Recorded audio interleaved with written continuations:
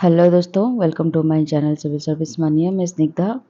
आज हम डिस्कशन करने वाले हैं हमारे जो फूड प्रोडक्शन और न्यूट्रिशन मैनेजमेंट की सीरीज़ चल रही है उसकी पार्ट 7 वीडियो, जिसमें हम पढ़ेंगे टारगेटेड पब्लिक डिस्ट्रीब्यूशन सिस्टम, जिसको हम शॉर्ट फॉर्म में TPDS भी बोलते हैं। ऑलरेडी हमारा पब्लिक डिस्ट्रीब्यूशन सिस्टम ख़त्म हो चुका है। कैसा लगा वीडियो मुझे ज़रूर बताइएगा।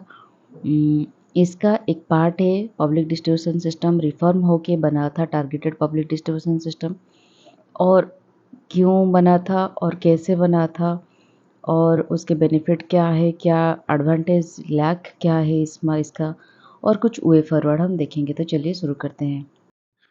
तो जानते हैं DPDS के बारे में। पहला है, for the PDS to function properly the central government is responsible for procuring and supplying food grains such as wheat and rice, as well as sugar, imported edible oils and kerosene to state governments and union territories for distribution। तो PDS को properly function करने के लिए उन्होंने central government ने क्या किया, procurement किया फूड ग्रेन्स जैसे कि व्हीट एंड राइस, गेहूँ और राइस, शुगर और चीनी, एडिबल ऑयल जो कि हम खा रहे हैं, सरसों का तेल, बादाम तेल हो गया, या फिर सनफ्लावर ऑयल हो गया, पाम ऑयल हो गया, बहुत सारे ऑयल जो कि हम इंपोर्ट करते हैं और वो एडिबल ऑयल के कैटेगरी में जाते हैं। बहुत सारे ऑयल्स भी, और किरोसिन, ये सारी चीज़ें सेंट्रल गवर्नमेंट स्टेट गवर्नमेंट को प्रोवाइड करती है और बहुत सारे यूनियन टेरिटरीज़ को प्रोवाइड करते हैं, ताकि और प्रोक्योरमेंट भी करते हैं फार्मर से एट MSP, सो दैट कि जो पुअर पे सेक्शन है सोसाइटी के, उनके पास प्रोवाइड कर पाए उनको एट अफोर्डेबल प्राइसेस में। लेकिन क्या किया कि कुछ स्टेट एंड यूटीज़ ने कुछ एडिशनल चीज़ों को भी मास कंजप्शन के लिए इसमें ऐड कर दिया थ्रू PDS आउटलेट। तो हमने पढ़ा था PDS सिस्टम में, अगर कोई स्टेट गवर्नमेंट चाहते हैं कि हमारे यहाँ पे कौन ज़्यादा प्रोडक्शन हो रहा है, या फिर कई स्टेट में और कोई फूड ग्रेन हो गया या फिर पल्सेस हो गया, वो ज़्यादा प्रोडक्शन हो रहे हैं, तो अगर वो चाहते हैं उनको ऐड करना अपने लोगों को प्रोवाइड करने के लिए, तो वो ऐड करके दे सकते हैं। इसमें सेंट्रल गवर्नमेंट की कोई इंटरफेरेंस नहीं रहेगी, ठीक है। तो PDS had previously been classified had previously been chastised for its urban bias and inability to effectively solve the poorer section of the population। तो हमने पढ़ा था जो लूप होल था, जो लैक था PDS में, क्या था, क्योंकि हमने एक स्कीम बना दिया, गवर्नमेंट ने एक स्कीम बना दिया लोगों के वेलफेयर के लिए, लेकिन वो कितने हद तक इम्प्लीमेंट होगा, किस तरह से इम्प्लीमेंट होगा, इसका 100% रिजल्ट निकल के नहीं आता हर बार। तो बीच में करप्शन हो जाता है, बीच में मिडिल मैन जो होते हैं वो कहीं करप्शन करते हैं, टेक्निकल इश्यूज रहते हैं, जो स्टाफ्स वगैरह होते हैं उनकी लैक रहती है, वो अनस्किल्ड होते हैं। तो डिफरेंट फैक्टर की वजह से कहीं ना कहीं स्कीम्स ठीक से इम्प्लीमेंट नहीं हो पाती। तो PDS में भी कहीं ना कहीं वही प्रॉब्लम हो रही थी कि अर्बन बायस हो रहे थे। अर्बन में ज़्यादातर लोगों को, जो स्लम एरिया में रहते हैं, बहुत सारे लोग इसे इग्नोर हो जाते हैं, इससे बाहर निकल जाते हैं। मतलब कभी कभी जो डिजर्विंग कैंडिडेट होते हैं उनको नहीं मिलता खाना वगैरह, और poorer section of the population effectively serve नहीं हो पाते, जिसके वजह से क्या हुआ, बहुत दिनों तक और PDS की एक रिव्यू हुई, ठीक है, और इसको ज़्यादा फोकस्ड कैसे बना पाए, इसके ऊपर भी रिव्यू सिस्टम चला। तो उसको रिव्यू करने के बाद एक नई सिस्टम की इंट्रोड्यूसन हुई, एक न्यू सिस्टम की रिफॉर्मेशन हुई, और इसको रिप्लेस किया गया टारगेटेड पब्लिक डिस्ट्रीब्यूशन सिस्टम से इन जून 1997 में, ठीक है। A two-tiered subsidized pricing system was introduced under a new system to benefit the poor। तो ये जो टारगेटेड पब्लिक डिस्ट्रीब्यूशन सिस्टम था, ये एक two tier subsidised pricing system था, जो कि poorer of the poor category, मतलब पुअर में भी जो BPL फैमिली होते हैं, बिलो पॉवर्टी लाइन होते हैं, उनमें भी बहुत सारे ऐसे लोग होते हैं, उनके बहुत नीचे और एक कैटेगरी होते हैं, मतलब उनसे भी पुअरर होते हैं।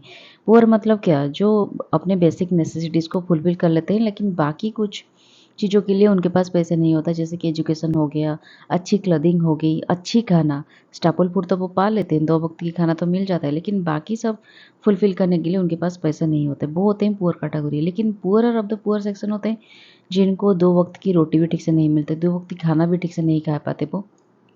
एक वक़्त खाते हैं तो एक वक़्त उनको उपवास रहना पड़ता है और इस तरह के जो पुअरर सेक्शन होते हैं उनके लिए पर्टिकुलरली ये टारगेटेड डिस्ट्रीब्यूशन उनको नज़र में रखते हुए टारगेटेड पब्लिक डिस्ट्रीब्यूशन सिस्टम की इंट्रोड्यूस हुई। तो टीपीडीएस के बारे में थोड़ा बहुत जानते हैं। जून 1997 में गवर्नमेंट ऑफ इंडिया इसको लॉन्च किया जो कि सिर्फ poor section of the society को फोकस करता है। It aimed at reducing poverty by delivering minimum requirement of food grains at heavily subsidized price to the population living below poverty line। जो below poverty line के नीचे रहते हैं जो population उनको हाईली सब्सिडाइज्ड प्राइस में खाना को जितना एक मिनिमम रिक्वायरमेंट होता है जो खाने का फूड ग्रेन का उसको प्रोवाइड करना इसका टारगेट था, इसका एम था कि पॉवर्टी को हम रिड्यूस कर पाए। पॉवर्टी मतलब हम अगर लोगों को 2 वक्त की खाना हम दे पा रहे हैं, रिड्यूस कर पा रहे हैं पॉवर्टी तो ये एक बहुत बड़ी बात होगी खुद में। तो ये उसका एम था। When it was first introduced, the scheme was intended to benefit approximately 6 crore poor families। इसका टारगेट था हम 6 करोड़ पुअर फैमिलीज को खाना जुगाएंगे, ठीक है। लेकिन क्या हुआ with A yearly allocation of approximately 72 lakh tons of food grain. एक साल में 72 lakh tons of food grain हमको प्रोवाइड करना है टू 6 करोड़ पुअर फैमिलीज, ये उसका एम था। The identification of the poor under the scheme was done by the state based on the planning commissions। तो हमारी जो स्टेट की प्लानिंग कमीशन होती है उनकी ये रिस्पॉन्सिबिलिटी होती है कि आप अपने स्टेट में जितने सारे पुअरर कम्युनिटी होते हैं, पुअरेस्ट ऑफ द पुअर, ठीक है, उस कम्युनिटी को आप आइडेंटिफाई करो, उनके लिए रेशन कार्ड बनाओ और उनको टीपीडीएस स्कीम में इंक्लूड कराओ। State wise poverty estimated for 1993-94 which were based on the methodology of expert group on the estimation of proportion and number of poor chaired by late professor Lakdawala. तो उनके जो पहली बार जब हुआ था पुअरर सेक्शन कैसे आइडेंटिफाई किया गया, कि एक स्टेट की जो प्लानिंग कमीशन होती है 1993-94 में एक स्टेट वाइज पॉवर्टी एस्टिमेट हुई थी जो कि कैसे किस तरह से बनाया गया था। एक एक्सपर्ट ग्रुप ने उसको अपने हिसाब से जो इनका पैरामीटर होते हैं उनको बेस करके एक प्रोपोर्शन ऑफ नंबर ऑफ कितने सारे पुअर हमारे सोसाइटी में रहते हैं, कौन कौन सी पैरामीटर को अगर हम बेस करेंगे तो पुअर सेक्शन हम आइडेंटिफाई कर पाएंगे। ये सारी चीज़ों को उन्होंने गाइडलाइंस बनाए थे अंडर द उनको चेयर किया गया था प्रोफेसर लखतावाल उनके द्वारा, ठीक है। और उसको बेस करके वो जितने सारे स्टेट्स होते हैं उनका रिस्पॉन्सिबिलिटीज बनता है अपने एरिया में पुअरर सेक्शन की, अपने स्टेट में पुअरर सेक्शन की आइडेंटिफाई किया जाए। Allocation of food grains to the state and UTs was based on average consumption in the past, that is average annual offtake of food grains under the PDS over the previous 10 year at the time of TPDS implementation। तो ये जो TPDS scheme में हर एक state में जितने poorer section होते हैं उनको कैसे दिया जाएगा खाना, कैसे निर्धारित ये किया गया कि लास्ट 10 ईयर में जो पीडीएस स्कीम में जो लोगों को खाना प्रोवाइड किया जा रहा था उसको एक मेजर में लेकर एवरेज एनुअल टेक ऑफ उसको लेकर मेजर करके टीपीडीएस स्कीम के अंदर उसको एस्टिमेट किया गया कि लोगों को कितना अगर हम दे सकेंगे तो उनकी मिनिमम रिक्वायरमेंट फुलफिल हो जाएगी। Beneficiaries of the TPDS fall into one of the categories. तो जो बेनिफिशियरी थे वो दोनों कैटेगरी में उनको डिवाइड किया गया था। एक होते थे हाउसिंग जो कि बिलो पॉवर्टी लाइन में इंक्लूड होते हैं और दूसरा जो होते हैं जो एबव पॉवर्टी लाइन के ऊपर होते हैं, ये दोनों कैटेगरी इंक्लूड किया गया, ठीक है। Furthermore the functions of the scheme are split between the centre and the state. और जो भी फंक्शंस होते हैं ये दोनों की कैसा आइडेंटिफिकेशन होगा, क्या उनके लिए मतलब कौन कौन सी फीचर्स होगी, ये सब काम स्टेट गवर्नमेंट सेंट्रल गवर्नमेंट के अंदर बांट दिया गया, ठीक है। तो टीपीडीएस कैसे वर्क करता है चलिए जानते हैं। TPDS is manage jointly by the central and state और यूनियन टेरिटरी गवर्नेंस। तो ये दोनों मिलके स्टेट गवर्नमेंट और यूनियन टेरिटरी और सेंट्रल गवर्नमेंट ये दोनों मिलके इस सिस्टम को चलाते हैं। सेंट्रल गवर्नमेंट चार्ज करते मतलब ये चार्ज में होता है क्या मतलब कौन सी फंक्शन निभाते हैं, ये प्रोक्यूरमेंट करते हैं फार्मर से फूड ग्रेन्स जैसे कि हमने पढ़ा था अलोकेट करते हैं different food prices fair price shop में, और ट्रांसपोर्ट करते हैं food grain to the Food Corporation of India designated depot. क्या करते हैं, फार्मर से प्रोक्योरमेंट किया और उसको अलोकेट किया। अलोकेट करने के बाद उसको ट्रांसपोर्ट करते हैं जो एफसीआई के जो गोदाम होते हैं या फिर जो फेयर प्राइस शॉप होते हैं, वहाँ पे ट्रांसपोर्ट करने की जिम्मेदारी स्टेट गवर्नमेंट की हो गए। तो उसके बाद स्टेट गवर्नमेंट, सॉरी, ये सेंट्रल गवर्नमेंट की जिम्मेदारी हो गई। तो उसके बाद स्टेट गवर्नमेंट की रिस्पॉन्सिबिलिटी जाती है। तो वो क्या करते हैं, वो जितने सारे अपने आइडेंटिफाई किया है उनके जितने सारे बेनिफिशियरीज को, और उसको रेशन कार्ड भी इशू करते हैं स्टेट गवर्नमेंट वाला। तो सुपरवाइज भी करते हैं स्टेट गवर्नमेंट वाला, और मॉनिटरिंग करते हैं जितने सारे फेयर प्राइस सबको अलोकेट होते हैं, कि जितने सारे फेयर प्राइस सब मतलब रजिस्टर्ड किए हैं जो कि डिस्ट्रीब्यूट करेंगे फूड ग्रेन बेनिफिशरीज़ को, उनको सुपरवाइज करते हैं और मॉनिटरिंग करते हैं। और ये जो फेयर प्राइस शॉप से लेकर कस्टमर तक जो डिस्ट्रीब्यूशन होता है वो सब टीपीडीएस स्कीम के द्वारा स्टेट गवर्नमेंट करते हैं। ये सारे स्टेट गवर्नमेंट की रिस्पॉन्सिबिलिटीज़ होती है। Government of India established the FCI and the Commission of Agricultural Cost and Prices in order to improve domestic procurement and storage of food grains. तो गवर्नमेंट ऑफ इंडिया क्या करते हैं, आपको पता होगा, एफसीआई के बारे में हमने डिटेल्स में पढ़ा था। तो जब पीडीएस स्कीम हम पढ़ा था, पीडीएस के बारे में, एफसीआई क्या करते हैं, और commission of agricultural food prices CSEP, ये दोनों को एस्टैब्लिश किया है गवर्नमेंट ऑफ इंडिया, कि जितने सारे डोमेस्टिक प्रोक्योरमेंट होते हैं एंड स्टोरेज होते हैं वो सब इन दोनों के निगरानी में होता है। जितने सारे रेशन कार्ड होल्डर्स होते हैं उनको दो तरह से डिवाइड किया गया है। एक होते हैं एबव पॉवर्टी लाइन, एक होते हैं below poverty line families under TPDS scheme. तो बीपीएल फैमिलीज पे 1/2 of the price for food grains, मतलब जितना फूड ग्रेन का प्राइस होता है, अगर मान के चलिए 10 रुपये हो गया पर केजी राइस या फिर पर केजी व्हीट, तो उनको जो बीपीएल फैमिली होते हैं उनको हाफ सब्सिडाइज्ड प्राइस में, और किरोसिन आज एपीएल फैमिलीज टू, मतलब एपीएल फैमिलीज को जब 10 केजी फुल प्राइसेस में मिलता है, वहाँ पे बीपीएल फैमिली को हाफ मतलब 5 केजी पर राइस इसी हिसाब से मिलता है खाना। ठीक है, ये हो गया उनका काम। टीपीडीएस इस तरह से काम करता है। तो टीपीडीएस स्कीम का इम्प्लीमेंटेशन किस तरह से हुआ है। Identification of BPL families were carried out through the BPL census conducted by the Ministry of Rural Development, government of India. ये जो हम अब देख रहे हैं किस तरह से जो बीपीएल फैमिलीज और एपीएल फैमिलीज की किस तरह से आइडेंटिफिकेशन हुआ, इम्प्लीमेंट हुआ, इसको हम देख रहे हैं अभी, कि जो बीपीएल फैमिलीज हुआ है, बीपीएल फैमिलीज आइडेंटिफाई किया गया है, वो एक सेंसस होता है मिनिस्ट्री ऑफ रूरल डेवलपमेंट के द्वारा, जो कि गवर्नमेंट ऑफ इंडिया की एक डिपार्टमेंट है, उसके द्वारा कंडक्ट किया जाता है, और उसके हिसाब से बीपीएल फैमिलीज को कैरिड आउट किया जाता है, कौन कौन बेनिफिशरीज रहेंगे बीपीएल का की कैटेगरी के अंदर। Food grains are sold to this group at half of the economic cost, while people above poverty line were offered food grains at economic cost. मैंने आपको पिछले स्लाइड में बताया, अगर फूड ग्रेन का रेट है मतलब 1 केजी राइस का दाम है 10 रुपीज़, तो जो बीपीएल फैमिलीज होते हैं उनको मिलेगा 5 रुपीज़ पर केजी, और जो एपीएल फैमिलीज होते हैं उनको जितना फूड ग्रेन के एक्चुअल प्राइस होता है उसी प्राइस में एपीएल फैमिली को ऑफर किया जाता है। ठीक है, इस तरह से काम करते हैं TPDS. There is a fixed entitlement of food grains per month consisting of rice, wheat और आटा for BPL families, while there is no fixed entitlement for APL. तो और एक बात ये है, इसको ये इम्प्लीमेंटेशन और फीचर्स के हिसाब से आप इसको बता सकते हैं। क्या फीचर्स है इसमें, जो बीपीएल फैमिलीज होते हैं उनको एक फिक्स किया जाता है कि मंथ में इनको हो सकता है 5 केजी राइस या फिर 5 केजी आटा मिलेगा, फिक्स है। लेकिन जो एपीएल फैमिली होता है उनको पर मंथ कितना मिलेगा ये फिक्स नहीं होता।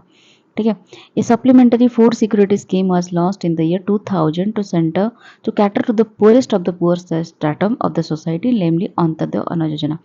आपने पढ़ा होगा, पीडीएस में हमने पढ़ा था अंत्योदय अन्न योजना के बारे में, जिसमें ये इस पीडीएस स्कीम के अंदर ही जाता है, टीपीडीएस स्कीम के अंदर, जो 2000 में लॉन्च हुआ था, और जिसका ये ही एम था कि poorest of the poor sector जो सोसाइटी के होते हैं उनको किस तरह की फूड सिक्योरिटी दिया जा सके, सप्लीमेंटरी फूड आइटम किससे दिया जा सकता है, उसके ऊपर ये फोकस करता है। There was a set of 5 criteria to identify this families following a Supreme Court order.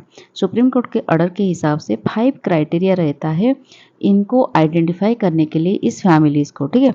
Entertainment was fixed at 35 kg per month for family covered under AOY। जो अंततः अन्न योजना के अंदर जो भी फैमिलीज बेनिफिशरीज इंक्लूड होते हैं उनको per month 35 kg food grains provide करने की एंटरटेनमेंट होता है, ठीक है। The scheme was expanded in 2 phase. ये स्कीम को 2 फेज में एक्सपेंड किया गया था, 2003 में और 2004 में, कि धीरे धीरे इसका कवरेज को बढ़ा जा सके, ठीक है। इसका गोल यही था to limit the benefit of the truly poor and vulnerable groups, landless agricultural laborers, marginal farmers, rural artisans, craftsmen, potters, tapers, Weber's, blacksmith and carpenter. तो ये जो स्कीम था अंत्योदय अन्न योजना, जो कि टीपीडी स्कीम के अंदर ही आता है, इसका गोल यही था कि हम ये स्कीम को लिमिट कर पाए ओनली पुअरर सेक्शन और वल्नरेबल ग्रुप जिनके पास 2 वक्त की खाना ठीक से नहीं है, तो उन सोसाइटी को अच्छी तरह से खाना प्रोवाइड कर सके, फूड सिक्योरिटी मेंटेन कर सके, तो ये इसका एम था। तो जो जो लोग लेते हैं लैंडलेस, जिनके पास एग्रीकल्चरल लैंड नहीं है, वो दूसरे के लैंड में जाकर काम करते हैं, वो बहुत सारे लोग जो मार्जिनल फार्मर्स होते हैं, रूरल आर्टिसंस होते हैं, क्राफ्ट्समैन होते हैं, पोटर्स होते हैं, वेबर्स, ब्लैकस्मिथ, कारपेंटर, ये रूरल एरियाज़ में ये जो कैटेगरी के लोग होते हैं वो सबसे ज़्यादा पुअर होते हैं। तो उनको देखते हुए ये स्कीम ओनली इन लोगों के बीच तक लिमिट रहे, ये उसका गोल था। तो फिर क्या होता है, जो फूड ग्रेन एक्सेस होता है बिलो पॉवर्टी लाइन को देने के लिए, जो भी फूड ग्रेन एक्सेस एक्स्ट्रा होता है, इसको स्टेट को एलोकेट किया जाता है एज ट्रांजिटोरी एलोकेशन। मतलब इसको आप ट्रांजिटोरी स्टेट में रख सकते हो और ट्रांजिशन फेज में, कि अगर इन केस किसी को फ्यूचर में ज़रूरत होगी तो आप इससे निकाल के दे सकते हो। तो एडिशनल एलोकेशन भी स्टेट को कुछ दिया जाता है in addition to TPDS allocation. TPDS allocation के साथ साथ भी कुछ एक्स्ट्रा एलोकेशन भी, एक्स्ट्रा फूड ग्रेन की स्टॉक्स भी दिया जाता है रखने के लिए स्टेट को। तो और एक बात ये होता है कि अंत्योदय अन्न योजना के बारे में हम पिछले स्लाइड में पढ़ा, जिसको 2000 में लॉन्च किया गया। तो इसके साथ अंत्योदय अन्न योजना की स्कीम के साथ वो किया जाता है कि 35 kg ऑफ राइस एट 3 पर kg जो बीपीएल फैमिली को दिया जाता है, वो होता है कि केजी को 3 रुपये के हिसाब से एक फैमिली को 35 kg ऑफ राइस दिया जाता है एंड 2 kg, मतलब 2 पर kg, जो केजी वेट का 2 रुपये होता है। तो लगभग through the same fair price up to the bottom 2.5 crores below poverty line. ये क्या होता है, एक महीने में क्या होता है, दिया जाता है 35 kg ऑफ राइस एट 3 पर kg एंड वेट एट 2 पर kg। ये फेयर प्राइस आपके द्वारा 2.5 crore बिलो पॉवर्टी लाइन को दिया जाता है, ठीक है। तो फिर गवर्नमेंट के द्वारा एक डिजिटल सिस्टम भी लॉन्च किया गया है जिसका नाम है ऑनलाइन स्टोरेज मैनेजमेंट, जो 2022 अप्रैल 1 में इसको लॉन्च किया गया था। इसका एफर्ट ये था, it is in an effort to improve operational efficiency in the storage, movement and distribution of food grains under the targeted public distribution system. तो टीपीडीएस स्कीम के अंदर जो भी फूड ग्रेन्स मिल रहे हैं, इसका किस तरह से बेहतर तरीके से स्टोरेज हो सके, मूवमेंट हो सके और डिस्ट्रीब्यूशन हो सके, इसके ऊपर इम्प्रूवमेंट लाने के लिए, ऑपरेशनल एफिशिएंसी करने के लिए ऑनलाइन स्टोरेज मैनेजमेंट, मतलब आप ऑनलाइन सब कुछ मैनेज करोगे, ट्रैक करोगे एवरीथिंग। तो ये एक चीज़ भी टीपीडी स्कीम के अंदर किया गया है सेंट्रल गवर्नमेंट के द्वारा, ठीक है। तो ये था टीपीडी स्कीम किस तरह से इम्प्लीमेंट होती है, किस तरह से फंक्शन करती है। और हम थोड़ा अंत्योदय अन्न योजना के बारे में डिटेल्स में पढ़ लेते हैं। अगर कभी एग्जाम में आ जाए, आंसर राइटिंग में इसके बारे में जानने के लिए पूछा जाए तो आप लिख सकते हो।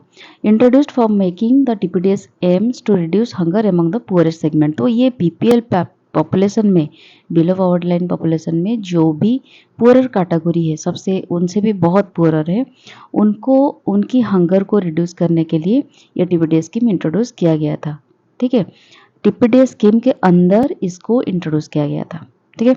ये दिसंबर के महीने में 2000 के ईयर में 1 करोड़ पुअरेस्ट पीपुल को के पास ये स्कीम पहुंचाने के लिए इसको फोकस किया गया था और टारगेट किया गया था।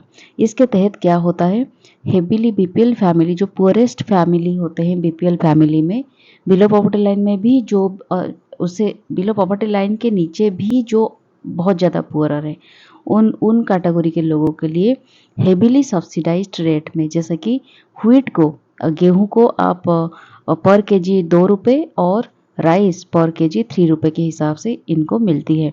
और बहुत सारे स्टेट ऐसे होते हैं जो were to bear the distribution cost, जो स्टेट होते हैं और यूनियन टेरिटरीज होते हैं वो डिस्ट्रीब्यूशन कॉस्ट को बियर करेंगे। इसके लिए जो भी पुअरर के पास, पुअरर सेक्शन जहाँ भी रहते हैं उनके पास पहुँचाने के लिए डिस्ट्रीब्यूशन कॉस्ट को इसको स्टेट देखेगी।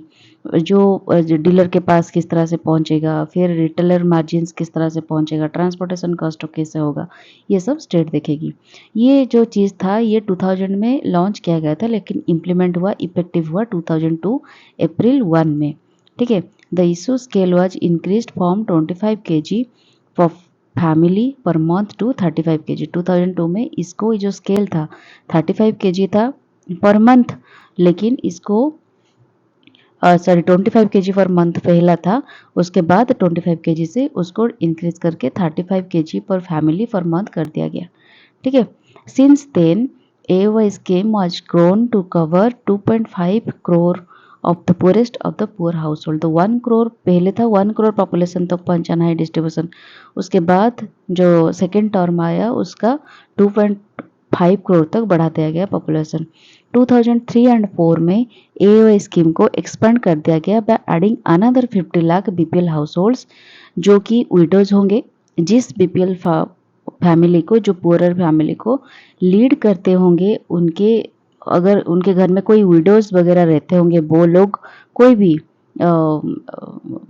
वुमेन होगी, ठीक है, या फिर टर्मिनली इल और डिसेबल्ड पीपुल, जो इस तरह की कोई घर के लोग होंगे जो कि डिसेबल्ड होंगे, काम करने के लायक नहीं होंगे और बहुत ही इल होंगे। ठीक है, इस तरह के पीपल अगर होंगे, या फिर घर में कोई एजेड पर्सन होंगे 60 ईयर्स एबव, उस तरह की, और नो गारंटी मिनरल सब्सिडेंस और सोशल सपोर्ट, अगर उनके घर में इस तरह की सोसाइटल सपोर्ट करने के लिए कोई भी नहीं है, इस तरह के घर को भी इसमें ऐड कर दिया गया, ताकि 50 लाख पीपल हाउस होल्ड्स इसमें ऐड करके इनको इस स्कीम के बेनिफिट मिल सके। ठीक है। तो यहाँ पे बताया गया है जो अंत्योदय अन्न योजना के द्वारा जो भी क्राइटेरिया होगी, किस क्राइटेरिया में हम लोगों को आइडेंटिफाई करें कि यह पुअर है, कि पुअरेस्ट ऑफ द सोसाइटी। तो इसका कुछ गाइडलाइंस है, जैसे कि लैंडलेस एग्रीकल्चर लेबर हो गया, marginal farmer, rural artisan craftsman हो गया, पुटर्स हो गया, ये सारे लिखा गया है। ठीक है, ये सारे लोग होंगे तो उनको दिया जा सकता है। फिर कोई भी हाउस होल्ड जो कि हेडेड बाय विडोज, विधवा के द्वारा हेडेड किया जा सकता है, या फिर टर्मिनली ईल, इतना ईल होंगे कि वो काम करने के लायक नहीं होंगे, या फिर डिसेबल्ड पर्सन, जिनका जो इतना डिसेबल्ड होंगे कि बाहर जाकर काम करना और पैसा इनकम करना उनके लिए नामुमकिन सा हो गया होगा, या फिर पीपल जो कि 60 ईयर्स से ज़्यादा होंगे, और या फिर ऐसे इस तरह के घर जिन घर में कोई सपोर्ट नहीं है, इनकम करने वाला कोई नहीं है, इस तरह के हाउस होल्ड को भी इसके अंदर इसके कैटेगरी में आ जाते हैं। या फिर कुछ ऐसे होते हैं प्रिमिटिव ट्राइबल हाउस होल्ड, बहुत सारे ट्राइबल हाउस होल्ड जिनमें ज़्यादा स्किल नहीं होती बाहर जाकर इनकम करने के लिए, इस तरह के पीपल भी इसमें ऐड होते हैं। ठीक है। अब हम देख लेते हैं इसका ड्रॉबैक क्या है, इश्यूज क्या क्या होते हैं टीपीडीएस में। The main flaw of the system is that कि large person of the subsidised food, जो भी सब्सिडाइज्ड फूड ग्रेन्स आ रहे हैं उसकी जो कि एलिजिबल है सब्सिडाइज्ड फूड के लिए, जो बीपीएल कैटेगरी के लोग होते हैं, लेफ्ट आउट हो जाते हैं। मतलब ये उन लोगों के पास ठीक से पहुंच नहीं पाता है जो इनके डिजर्विंग कैंडिडेट होते हैं, पहली बात ये है।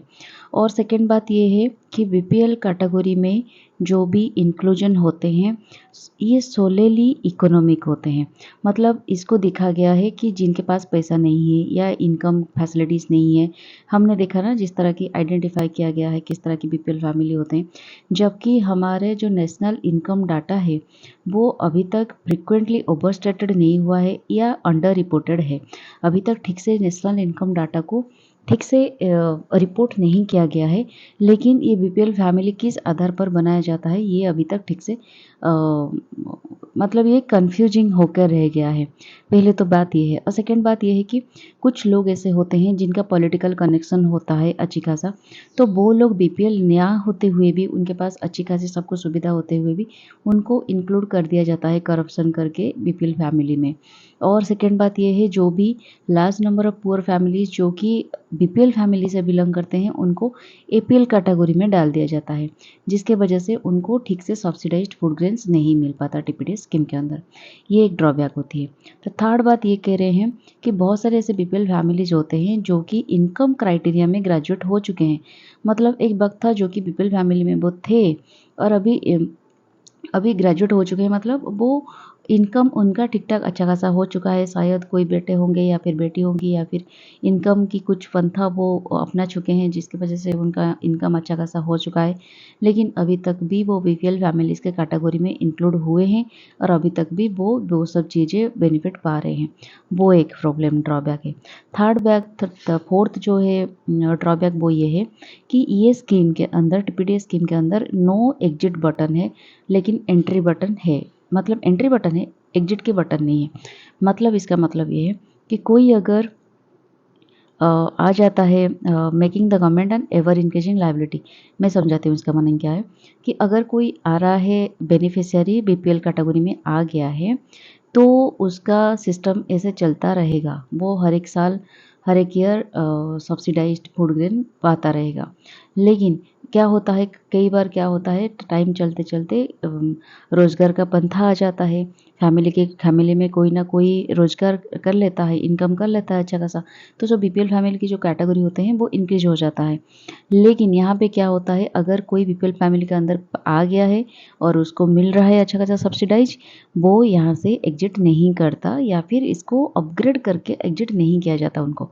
ठीक है, ये एक प्रॉब्लम हो गया है। तो उसके बाद नेक्स्ट ये बोल रहे हैं जो भी रेशन कार्ड वगैरह इशू किया जाता है उसको भी टाइम टू टाइम मतलब रिव्यू नहीं किया जाता टाइम टू टाइम। तो और एक इशू ये होता है कि वाइड स्प्रेड ब्लैक मार्केटिंग होती है, होर्डिंग्स होती है, बहुत सारी चीज़ें आकर स्टॉक हो जाती है, अकोमुलेट कर दिया जाता है और इसको ओपन मार्केट में भेज दिया जाता है। कई बार आप देखे होंगे बहुत सारी चीज़ें इस तरह से मैंने देखा है मेरे गांव में जो भी लोग बीपीएल फैमिली से बिलोंग करते हैं और सब्सिडाइज्ड फॉर्म में पाते हैं फूड ग्रेन, वो क्या करते हैं उसको लेकर ना ओपन मार्केट में बेच देते हैं एक्यूरेट रेट में। अगर राइस को 40 केजी हम नॉर्मल जो लोग होते हैं मार्केट में खरीदते हैं तो राइस का 44 केजी होता है रेट, मान के चलिए। तो इतना है तो वो लोग पा रहे हैं राइस 3 रुपये पर केजी में। तो कितना लाभ हो गया, वो मार्केट में जाकर इसको जो 25 केजी या फिर 35 केजी उनको मिलता है पर महीना, वो उसको लेकर 44 केजी के हिसाब से उसको सेल कर देते हैं। तो क्या होता है, इसको ब्लैक मार्केटिंग कहते हैं। वो अपने खुद के लिए इसको यूज़ ना करते हुए ले जाते हैं और वो अपने जो खुद के लैंड में जो भी होगे वगैरह फूड ग्रेन उगाते हैं उसको खा लेते हैं और इसको बेच देते हैं, तो इनडायरेक्टली उनके पास पैसा आ जाता है। तो इसी तरह की ब्लैक मार्केटिंग भी होती रहती है। ठीक है, 20% फूड ग्रेन इसी तरह से ओपन मार्केट को चले जाता है अकॉर्डिंग टू गवर्नमेंट सोर्सेज। ठीक है, तो और कुछ ड्रॉबैक होते हैं जिस तरह की given the condition of storage in FCI warehouse the quality of food grain supplied under TPDS is also questionable. तो एफसीआई के स्टोरेज हाउस में जिस तरह की कंडीशन होते हैं, कई बार स्टोरेज हाउस जो गवर्नमेंट की स्टोरेज हाउस होती है वो इतना अच्छे वेल मेंटेन नहीं होती, जिसकी वजह से ये क्वेश्चन बन जाती है, फूड ग्रेन हमेशा क्वालिटी अच्छी नहीं रहती उसकी। तो उसके बाद क्या होता है, TPDS in its correct form is not only inefficient but it also does not reach out the poor resulting in waste and diversion. कभी कभी क्या होता है, वो ठीक ठाक जो लोगों के पास पहुंचनी चाहिए, जो पुअर लोगों के पास वो ठीक से नहीं पहुंचती, जिसकी वजह से वेस्ट हो जाता है कई बार खाना। तो लीकेज भी होती है, डाइवर्सन भी होती है। ठीक है, आया होगा एक जगह के लिए लेकिन कई बार डाइवर्ट हो जाती है और एक जगह पर। फिर grain deliveries are late and erratic in fair price store. कभी कभी डिलीवर भी लेट होता है तो जिसके वजह से भी कस्टमर को तकलीफ झेलना पड़ता है। और सब्सिडी बर्डन हैज इंक्रीज्ड, तो धीरे धीरे क्या हो रहा है, लोग भी इंक्रीज हो रहे हैं, तो ब्लैक मार्केटिंग करप्शन के द्वारा बेनिफिशरीज भी बढ़ रहे हैं, जो भी एंट्री ले रहे हैं वो एग्जिट नहीं हो रहे हैं। एग्जिट मतलब अगर उनका इनकम अच्छा खासा हो रहा है या फिर सुविधा है, इनकम करने की लोग सुविधा है, फिर भी वो लोग उसी बीपीएल कैटेगरी में ही भरे पड़े हैं।